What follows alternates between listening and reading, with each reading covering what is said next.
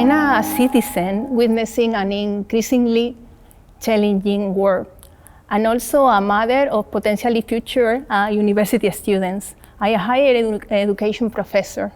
I'm also a researcher in technologies to support teaching and learning. And I have held responsibility roles in teaching innovation at my university. So my questions probably will blend all these profiles and all these perspectives. About global challenges in education, this would be my first question. In your view, what are the pressing global challenges in education, and what can we do to address those challenges? I think the global challenge that we all have to have at the centre of all our thinking is the climate emergency. I don't think that anything else makes any sense unless we can think about addressing the climate emergency. So I think we have to realise that we live in a world where there is now not just climate change, but a very real climate emergency. And associated with that, we still have terrible levels of poverty and unequal incomes. We have disparities between the global north and the global south, and yet even within the global north we have terrible economic problems. It's sadly, post-COVID, quite a challenging world to be in and to understand. And I think our first role as educators is to ensure that people, both staff and students, understand these challenges and are not frightened about them and are prepared to put them front and centre in what they do, but that they also are not made to be completely fearful. It must be very difficult to be 18 to 21 years old today, I think. It must be worrying and frightening. And so as educators, we have this dual responsibility of providing safety, but also awareness of a very troubled world. What we do about it is obviously multifaceted and complex, but I think being open is the first thing, being calm and supportive in our teaching, but making sure that what we do is relevant to the world we live in, which goes beyond more than being relevant to a finance company or, you know, a motorcycle manufacturer. It's relevant to the society as a whole. And I think we just have to keep having these conversations. And really going back to the fact that in education we have this core purpose, which is to help people understand the world around them. And that should drive, if that drives everything we do, I think it's both refreshing and more joyful and also more helpful in the challenges we face. Mm-hmm. And this, of course, connects with the way in universities, in higher education, we teach and access the learning of our students and their achievements. How this all connects with the problems, the limitations of traditional approaches to assessment. What do you mean when you say we should move towards authentic assessment? So traditional forms of assessment, the problem is that I think we've lost sight of why we assess. And we've got caught in this idea that we have to check up on students' learning, that, you know, it's always about this like the idea of surveillance and checking, and there's a disconnect between the methods of assessment and the forms of knowledge and the forms of being able to apply knowledge that we need. So I think the problem with traditional assessment is not that there's something wrong. I mean, for example, essays. Sometimes people say, oh, essays, you don't need essays, because, you know, who writes an essay when they leave university? But an essay is a really good way of engaging with somebody else's thought. So I don't think the problem is always the traditional forms of assessment as such. It's more our use of them and us making sure we're always using the right assessment for our purpose. When it comes to authentic assessment, my criticism of some of the sort of the common ways in which it's used is people often say authentic assessment is about a real world task. Mm-hmm.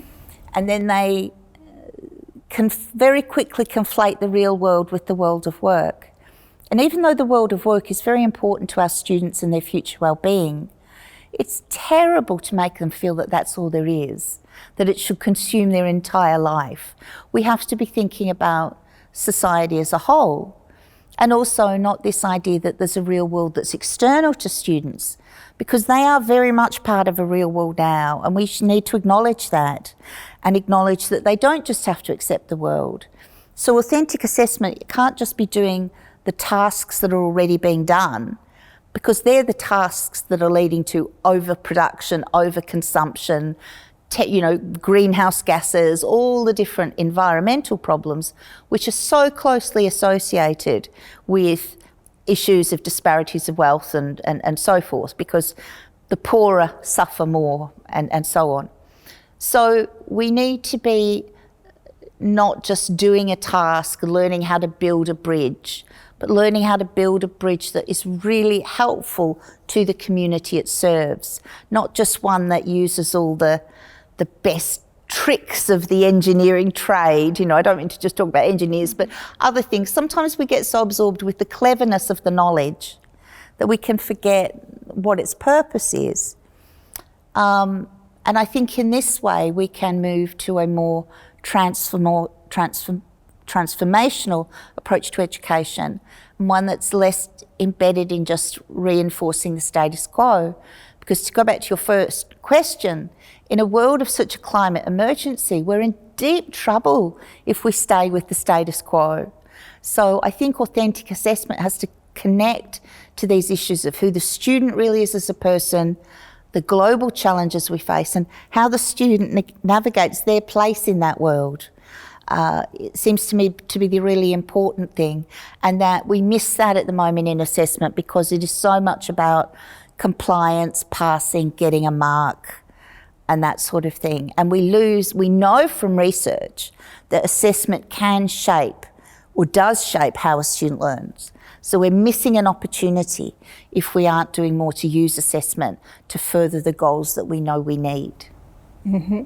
I see. No, I understand now better that this is why you connect this notion of authentic assessment with the notion of social justice, Yes. right? Yes. And then I was also wondering, how do you see that this notion can help us to better work the interplay between curriculum design, course learning design, and authentic assessment?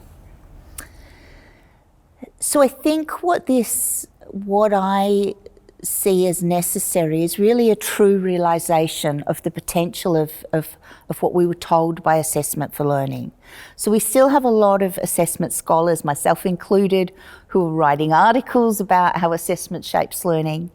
But the idea isn't really in practice. And I think it's because we still in practice have, sort of the course aims, the curriculum, then the assessment. They're separate and they have to be completely part of the one conversation. And people are frightened to talk about assessment at the start of a course or a program or a degree because they think that makes them instrumental. It means all the students care about is passing. Well, on the one hand, students have every right to care about passing, but it doesn't mean that they have a narrow instrumental view. That's something we can change. But we need to bring assessment and learning together, because if one of them is existing without the other, then it's not really needed. They only become meaningful when the two are complementary and working together. So I think if we did more at a design level, and I think we also need to do more program design, I think that's a trend that is now emerging. And it would also help colleagues a lot with assessment, because if we looked at assessment at a program level, we could take the burden off some colleagues. At the moment, say we did need to do presentation skills. We thought that was really important if you were doing a marketing degree. Everybody thinks they have to be the one who assesses their students on presentation skills, and they don't all have to do it. So if you took that program level, it could relieve some of the burden, because we over-assess, and that's not just damaging to our students, it's harmful to staff. They do too much and it's stressful. But also it would allow us to actually build in the formative nature of assessment and see it as a progression of learning different things that build on one another, so the students can see how they build and the meaning of it as they go through. So I think that design, bringing the two together, is far more than we currently do, is the really key thing we have to do. Thank you. And now my question is about the role of technologies. There are, proposed by industry. There is also a field of research on technology supporting assessment. What is, from your perspective, the opportunities, but also the challenges, the risks, when we consider the role of technologies in higher education, and including those technologies that are supposed to be supporting assessment, and how can we design those technologies so that they better serve this notion of authentic assessment? Yeah, I think the issue of technology is very problematic in assessment. And to answer this, I first want to make a distinction between when we assess sort of building blocks of knowledge, where it's quite simple, where it is, do they know the boiling point of water? There's a yes/no answer. So there's building block knowledge, and it's very important, but it's not the end purpose of higher education.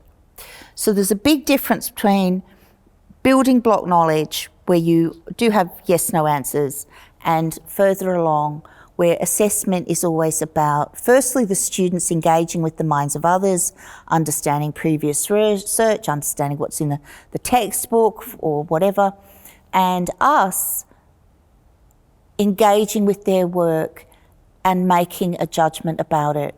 So before we get to technology, I want to say that academics need to take responsibility for teaching the academic craft, which is engaging with the minds of others. To the extent that technology supports that, it's helpful. When technology tries to replace it, or when we abrogate our responsibility and say the technology can do it, then that's harmful.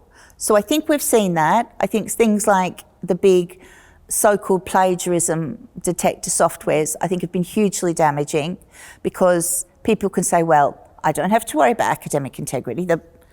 The technology's taking care of it. And the technology isn't, because academic integrity is about a human thing. Whether or not someone's trying to deceive, whether or not someone simply can't reference. So I think we have over-relied on the wrong sort of technologies, and we should be looking at technologies that really help build how we as humans engage with knowledge and engage with each other.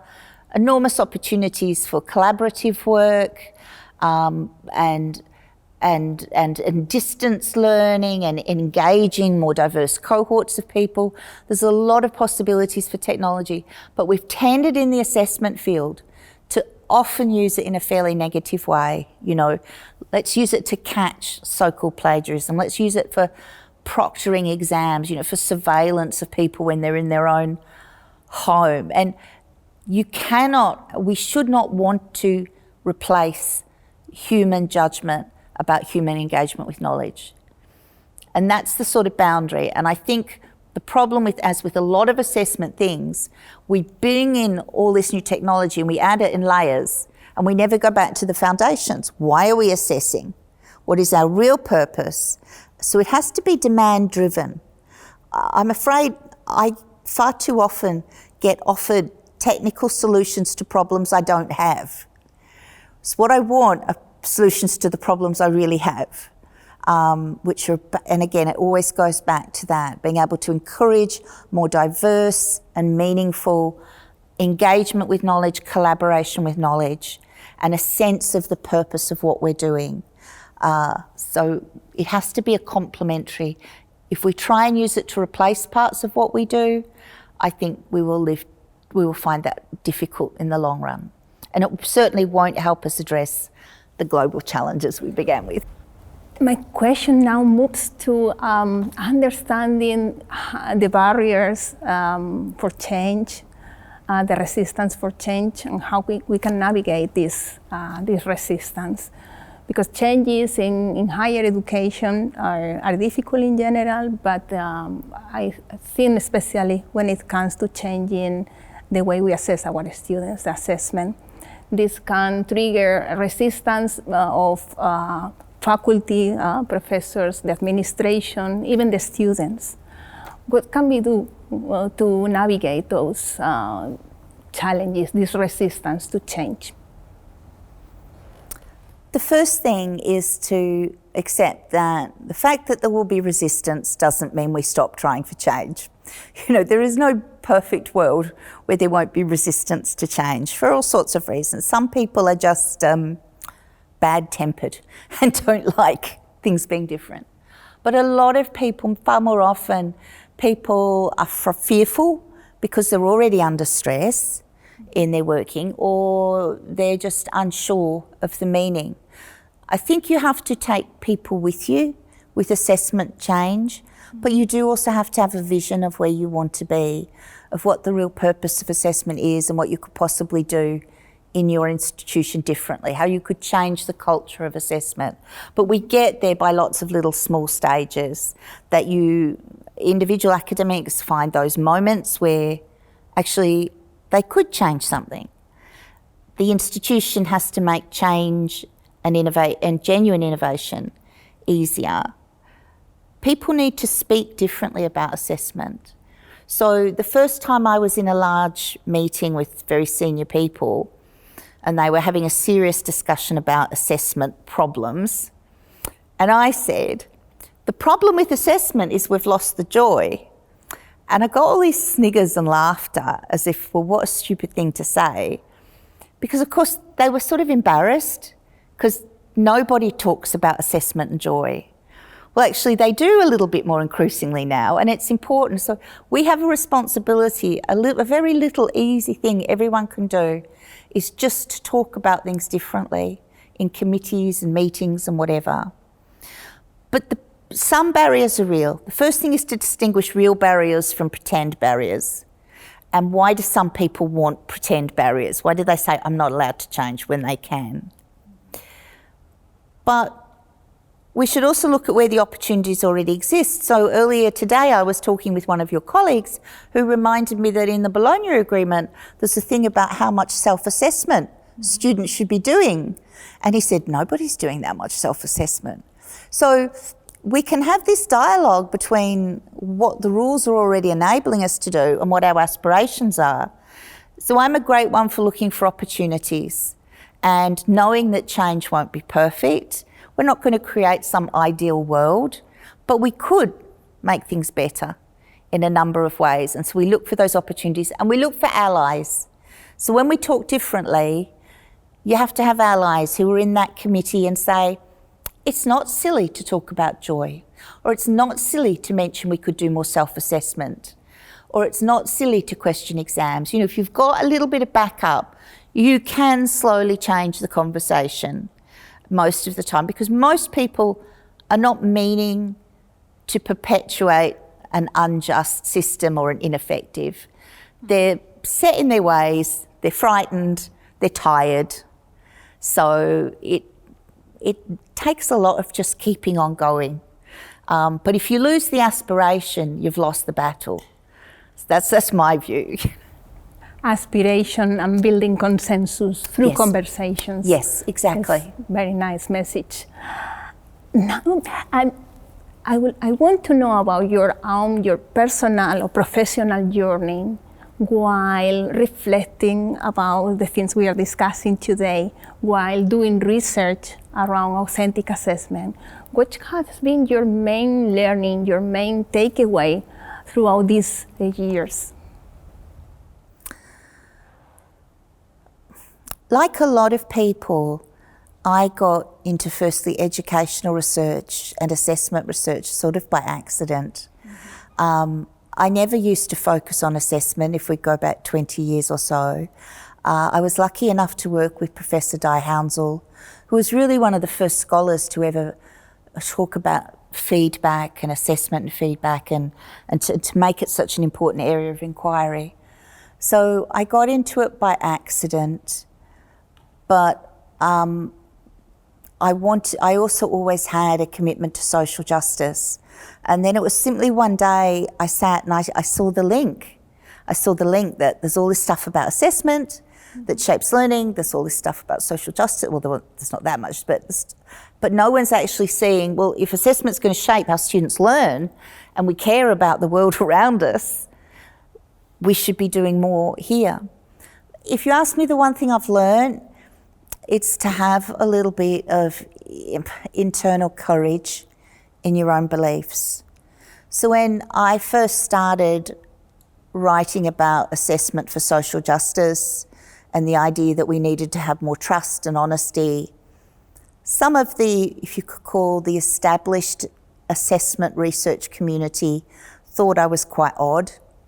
I was on the periphery, I felt very much the outsider, and that this sort of wasn't approved of and wasn't what the serious people were doing. And I had to hold my nerve and work at it. And it took a long time before I started to get any recognition for what I was doing. An interesting thing is it came more when I applied the principles of assessment for social justice to authentic assessment. Authentic assessment was a term people recognised. So suddenly a lot of people were engaging and understood the background, which is all about assessment for social justice. So I found perhaps a better way to communicate it. So I've learnt a lot actually from this. Some of it is about where I have needed to hold firm, even though I felt lonely, like a little lonely outpost of a sole researcher that no one was listening to. And other things where I had to realise, you know, I could reflect on this, I could do this better, I could communicate it better, I could push my ideas. You have to always want to keep pushing your ideas further. Yeah, thank you for sharing this personal reflection. Now to close the interview, I think it could be nice if you can share a message to educators. What would be your message to educators, especially those starting to think that maybe they will start applying, entering this area of authentic assessment? I think the main message I would say to people is to believe that the work you do is important. We do face these awful global challenges, and they're not just all global, they're local too. We see them in our own communities, we see them, you know, every day, we see them on the news at night. And I really believe that education can make a difference. And yet it's hard being an educator, it's hard being a school teacher, it's hard working in universities. So I'd say to people to really believe that what you do is very important. And then all the rest sort of follows from that. That even though you're tired and sometimes disillusioned, you have to keep a belief that there is something that you're doing that's worthwhile for your own well-being, not just for doing well by everyone else, for your own well-being. You need that belief. And then I would say, find allies where you know, when you bump into someone who talks that same language, even if it's strange and no one else is talking about it, which is what it was like for me when I started talking about assessment for social justice. Find allies. Don't be scared to speak differently, because that can be a really radical act and it can be helpful. And I've seen places where just that changing the discourse just moves the thinking on a little bit. It might take time, but in 18 months, I recall a colleague suddenly saying, maybe we don't need an exam. So have allies, stay firm, and believe that what you do is really worthwhile. And it's then a way of helping our students to believe that through whatever they learn, whatever discipline, they too will then find a place in society where they're doing something that's worthwhile for them individually, which does count. There's nothing wrong with it aspiring to individual well-being as well as helping others in society. So if you're an educator, a university teacher, be proud, but there's a bit of work to do. Mm-hmm. Thank you. Thank you for sharing your reflections, your knowledge, your perspective, your experiences, your vision. Thank you for inspiring us. Thank you for the opportunity.